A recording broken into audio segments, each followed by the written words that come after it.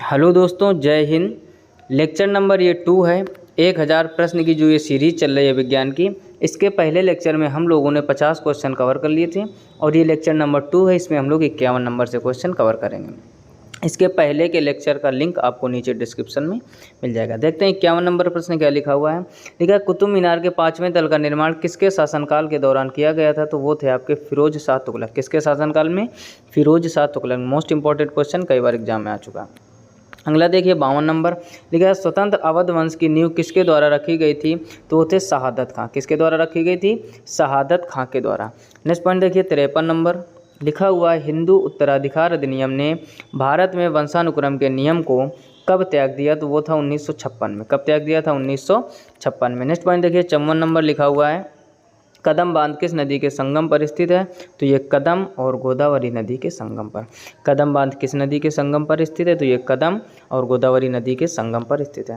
Next point देखिए 55 number. लिखा हुआ है, अवध को अशांत क्षेत्र घोषित करने में किसने महत्वपूर्ण भूमिका निभाई जिससे इसे ब्रिटिश नियंत्रण में लाना आवश्यक होगा? तो वो थे आपके लॉर्ड डलहौजी। सही ऑप्शन क्या हो जाएगा?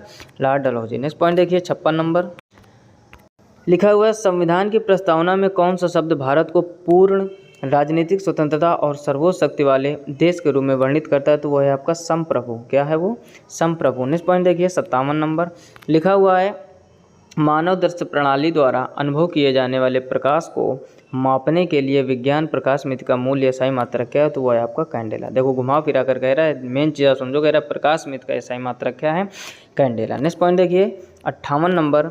लिखा हुआ, इब्राहिम लोदी को पराजित करने के बाद भारत का पहला मुगल सम्राट कौन बना? तो वो बाबर था। यानी इब्राहिम लोदी को पराजित या हराकर या उसको हराने के बाद भारत का पहला मुगल सम्राट कौन बना था? तो वो था बाबर। ध्यान रखना, कई बार एग्जाम में आ चुका है। नेक्स्ट पॉइंट देखिए 59 नंबर। लिखा है, अबोर की पहाड़ियाँ किस राज्य में स्थित हैं? तो अबोर की पहाड़ियाँ आपकी अरुणाचल प्रदेश में स्थित है। कहाँ स्थित है? अरुणाचल प्रदेश में। नेक्स्ट पॉइंट देखिए 60 नंबर। लिखा हुआ है, मुंबई में पहली सूती कपड़ा मिल की स्थापना किस वर्ष की गई थी? तो वो था 1854 ईस्वी में। यानी मुंबई में पहली सूती कपड़ा मिल की स्थापना किस वर्ष शुरू हुई थी?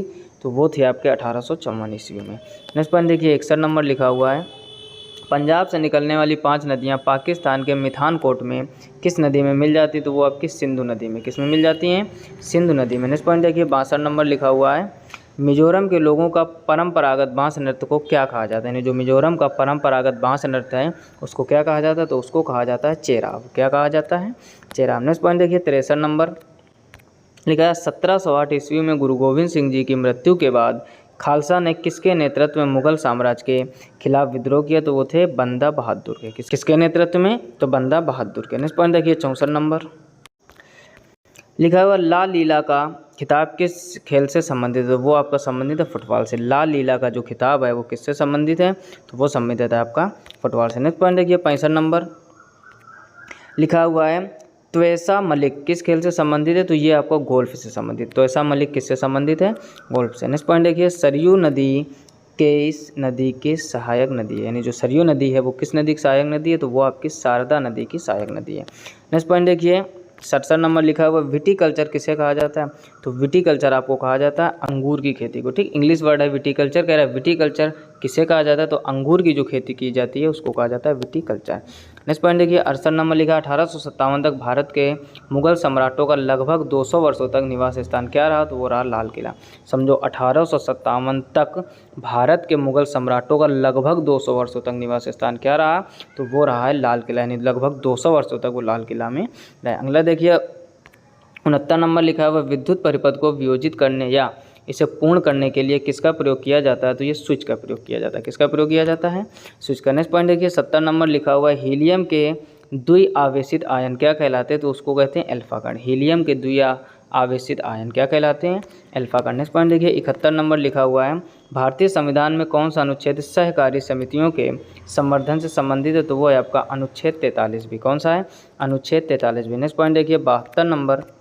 लिखा है, संसद द्वारा भारतीय जीवन बीमा निगम अधिनियम कब पारित किया गया था? तो ये आपका पारित किया गया था 1956 में। कब पारित किया गया था? 1956 में। नेक्स्ट पॉइंट देखिए 73 नंबर। लिखा हुआ है, विश्व जनसंख्या दिवस कब मनाया जाता है? तो ये मनाया जाता है आपका 11 जुलाई को। आने वाली 11 जुलाई को विश्व जनसंख्या दिवस मनाया जाएगा। नेक्स्ट पॉइंट देखिए 74 नंबर। लिखा हुआ है सूमो कुश्ती प्रतिस्पर्धा की उत्पत्ति किस देश से हुई थी? जो सूमो कुश्ती होती है इसकी उत्पत्ति हुई थी जापान से। कहाँ से हुई थी? जापान से। नेक्स्ट पॉइंट देखिए 75 नंबर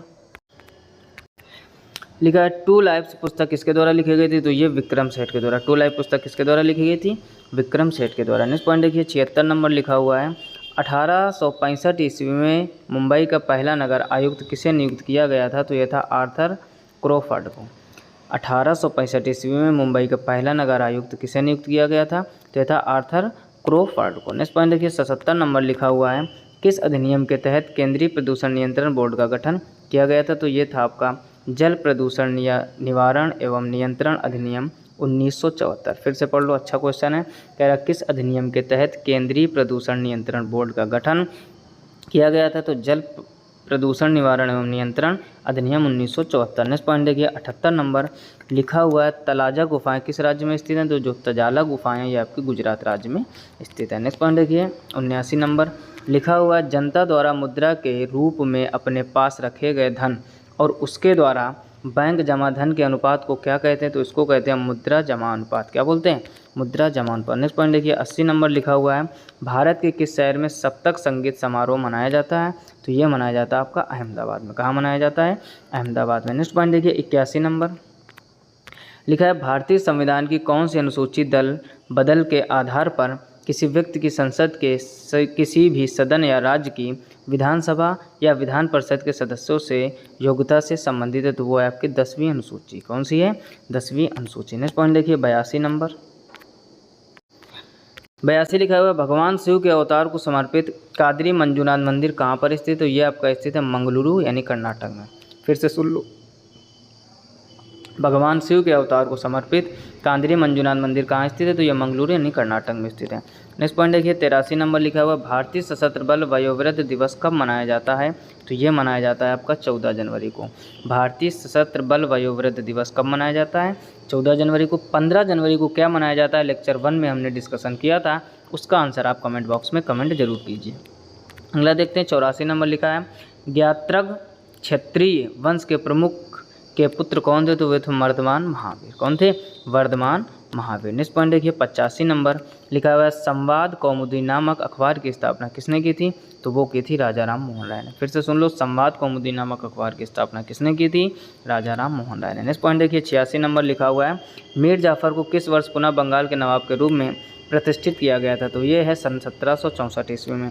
मीर जाफर को कह रहा किस वर्ष पुनः बंगाल के नवाब के रूप में प्रतिष्ठित किया गया था? तो सन 1764 ईस्वी में। नेक्स्ट पॉइंट देखिए 87 नंबर लिखा हुआ है युगथांग घाटी किस राज्य में स्थित है?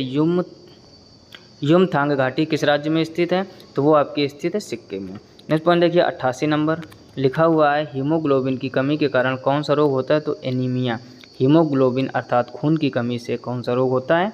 एनीमिया। नेक्स्ट पॉइंट देखिए 89 नंबर लिखा हुआ है कर्नाटक पठार के पहाड़ी खंडों के लिए कौन सा शब्द प्रयोग किया जाता है? तो वह है आपका मालनाड। कौन सा प्रयोग किया जाता है? मालनाड। नेक्स्ट पॉइंट देखिए 90 नंबर लिखा हुआ है मोहम्मद तुगलकों ने सस्ती धातु से बनी मुद्रा का इस्तेमाल अपने सैनिकों को भुगतान करने के लिए किया था जिसे कहा जाता था? तो जिसे कहा जाता था टोकन। क्या कहते थे? टोकन। नेक्स्ट पॉइंट देखिए 91 नंबर लिखा हुआ है गिद्ध संरक्षण एवं प्रजनन केंद्र कहाँ स्थित है? गिद्ध संरक्षण एवं प्रजनन केंद्र कहाँ स्थित है? तो ये स्थित है आपका पिंजौर में। नेक्स्ट पॉइंट देखिए 92